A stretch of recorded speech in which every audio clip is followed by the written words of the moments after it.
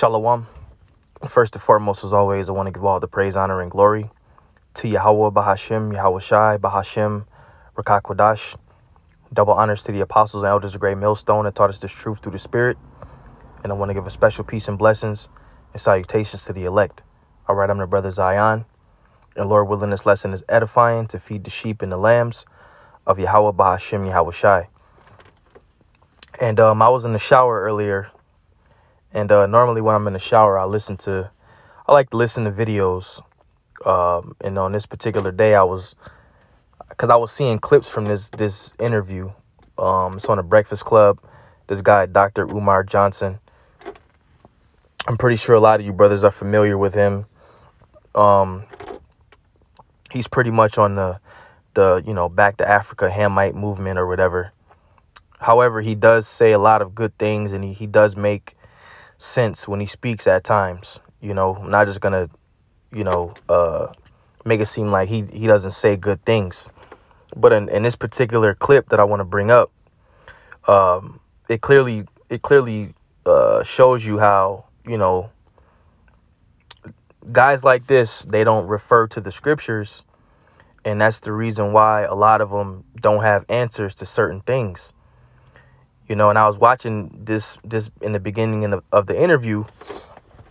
He was speaking on, he's trying to open up a school. I forgot what he wanted to open up the school for. But he was saying that he needs to raise $300,000 so he can do the plumbing and the electrician work in the school. He basically said the school only needs, three things: plumbing, electrician work, and something else.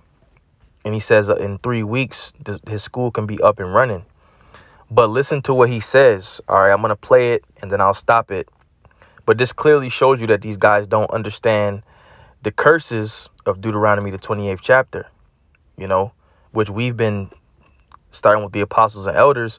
We've been going through that, man. The curses, Deuteronomy 28. And that will basically show you why certain things happen to our people, because you cannot escape these curses, man. Even though the Lord, Yahweh Bashim Yahweh Shai, is getting ready to lift the curses off of us, we're still under the curses, man. Okay? So let's play it.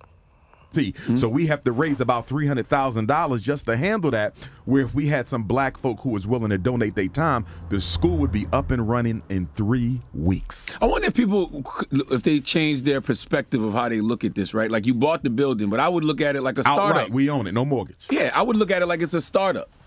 And this is what you're doing. They're in good shape. Yeah. The schools they're modern, they're not old. This was a charter school that was renovated at the tune of $13 million back in 2010. This is 2021. The school is only 10, 11 years old. They are modern. They're in good shape. The only thing we have to do is the plumbing, the electric, and the HVAC. We don't have to do no new construction. It's only repair. And that's why it's so frustrating for me, because it's only 3 weeks worth of repairs, not a month, not a year, 3 weeks worth of repairs, and the school could be up and running. So if I were Mexican, the school be done. If I were Chinese, the school be done. If I was East Indian, if I was Arab, if I was European Jew, if I was Italian, the school be done. It's only because it's us that we don't take something like this as serious. Okay, so you heard what he said. He basically said if he was Mexican, then well, first of all, all right, Dr. Umar Johnson is an Israelite. All right, we all know that. This guy's an Israelite, okay? As far as I can see, he's an Israelite, all right? He's intelligent, but he's intelligent with man's wisdom. He doesn't go by the scriptures. I believe that he believes that the Bible is, the white man gave it to us and all of that, but he doesn't have the full understanding of the scriptures. But back to the point, he said if he were Mexican, the school would be done. Why? Because he believes that, Mexicans will come together and, if he was Arab. But the point I wanted to get at was Mexican. All right, Mexicans are people. Mexicans are of the tribe of Issachar, one of the 12 tribes of Israel. Okay, and Dr. Umar Johnson, I believe he will be from the tribe of Judah. Okay, so Mexicans are your people first and foremost. And then he said if he was Arab and European Jew, well, guess what, Dr. Umar Johnson, you are a Jew. According to the scriptures, man, you will be of the house of Judah, the tribe of Judah, or the house of Judah. Okay. So if you had the full understanding, you would know that, first and foremost, if you read the book of Deuteronomy, the 28th chapter, which we've gone into hundreds of thousands of times. All right. This is Deuteronomy 28:15. But it shall come to pass, if thou wilt not hearken unto the voice of the Lord thy power, to observe and to do all his commandments and his statutes, which I command thee this day, that all these curses shall come upon thee and overtake thee. And us being the Israelites, the stiff-necked and hard-hearted people that we are, we didn't follow the law, statutes, and commandments. So the Most High put us under curses for a season, okay, for a long period of time, a very long time, even unto this day. And what's one of the curses? Cursed shall thou be in the city. Okay, so there's your answer, man. You're not gonna be able to do certain things. Certain things are gonna frustrate you because we're cursed in the cities, man. Okay. And he's always throwing around black people, black, this, black. It's not about that, man. It's about the 12 tribes. Okay. Which you happen to be from one of those tribes. All right. So the scriptures say, cursed shall thou be in the city, and cursed shall thou be in the field. So let's look up some of these words. Okay. Cursed shall thou be in the city. All right. And it says city, town, a place of walking. Okay. So that's the city. Any city that you may reside in, man. All right. And let's see. Cursed shall thou be in the field. Okay. And we know what this means, but we're doing this for edification. Salakia. Let's see. 16th verse. Because you got to understand something, man. The Most High, you know, you ain't just going to be able to do what you want to do, man. You know? Okay? Field, land. All right? Oh, and another thing, Jake likes to buy land, right? What you gonna do with that land, man? You can't build on that land unless Esau Edom allows you to get a permit and contracts and all of that shit, man. It says, cursed shall be thy basket and thy store. Okay, let's look up that, and then we'll go back to the interview. Oh, I don't know why I keep doing that. Salakia. Jake got to understand, man, you cannot escape these curses, man. Okay, basket. And let's see what store says. No matter where you go, no matter what you do, you cannot escape the curses of Yahweh Shemi Yahushai, man. All right, and a lot of times you don't have to accept that you're an Israelite if you don't want to. Hey, that's on you, man.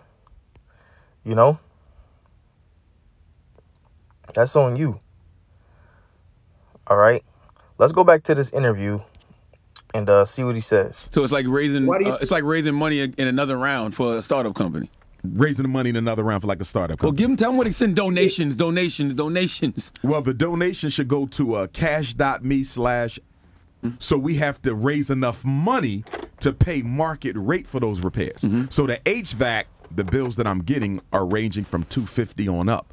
The plumbing, the bills I'm getting are ranging from like $150 on up. You see, so we have to raise about $300,000 just to handle that. Where if we had some black folk who was willing to donate their time, the school would be up and running in 3 weeks. I wonder if they change their perspective of how they look at this, right? Like you bought the building, but I would look at it like a startup. Outright, we own it, no mortgage. Yeah, I would look at it like it's a startup. And this is what you're doing. They're in good shape. Yeah. The schools they're modern, they're not old. And another thing is this. A lot of you Israelites, you like to build up, because he was mentioning that, you know, why don't we have our own hospitals and all of this? Don't you remember Black Wall Street, man? He keeps saying there's no place in the 50 states where black folks, we don't have our own communities, and we don't have hospitals, and we don't have schools, because the earth is given into the hands of the wicked, man. Esau's not going to allow you to do all of these things. Do your research on Black Wall Street, man. This devil wants you to be dependent on him. We cannot escape these curses until the Most High lifts them off of us, man. Cursed shall thou be in the city, cursed shall thou be in the field, man. You're going to be cursed out here in this world, man. All right. Now, is there some, and when I say cursed, I simply mean that we're under curses, man. There's certain things that our people, now do you have rich Israelites? Of course, you have prosperous Israelites out there. But for the most part, on the whole, our people are on the bottom, man. All right. So that's why you keep saying if I was Mexican. No, man, the Mexicans are under the curses. And the other nations that you mentioned, they're subject unto the so-called white man. It was a charter school that was renovated at the tune of $13 million back in 2010. This is 2021. The school is only 10, 11 years old. They are modern. They're in good shape. The only thing we have to do is the plumbing, the electric, and the HVAC. We don't have to do no new construction. It's only repair. And that's why it's so frustrating for me, because it's only 3 weeks worth of repairs. Not a month, not a year, 3 weeks. And that back to Africa shit is played out, by the way, man. For the record. The East Indian, if I was Arab, if I was European Jew, if I was Italian, the school be done. It's only because it's us that we don't take something like this as serious. So it's like raising money. So he's basically blaming it on being a so-called Negro. All right. But hey, like the Lord said, man, all these curses shall overcome thee and overtake thee. You can't escape it. Verse 19, cursed shalt thou be when thou comest in, and cursed shalt thou be when thou goest out. All right? So there's no escaping these curses that the Lord put on us, man, as a people, man. So don't, that's the answer, man.